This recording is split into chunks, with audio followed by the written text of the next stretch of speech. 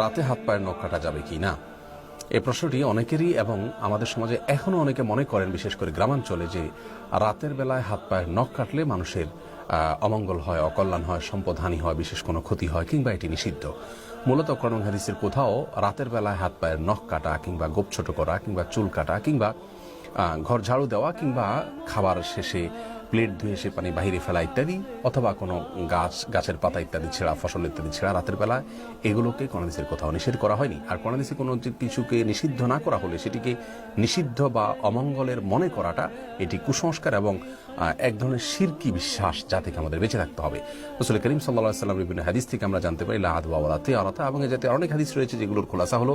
অমঙ্গল অপয়া বলতে কোনো কিছু শরীয়তে নেই, যে অমুক কাজে অমঙ্গল, অমুক কাজে অপয়া আছে, যদি শরীয়তে সেটাকে অমঙ্গলজনক বলে আখ্যায়িত না করে। মন গড়া বিশ্বাস থেকে সেটাকে অমঙ্গলজনক মনে করাটা এটি ভ্রান্ত বিশ্বাস, যা আমাদের ইমানের জন্য ক্ষতিকর। বিধায় এই বিশ্বাস থেকে আমাদের সরে আসতে হবে। অনেক হিন্দুরা মনে করেন, বিভিন্ন ব্লগে আমি দেখেছি যে তাদের ধারণা মতে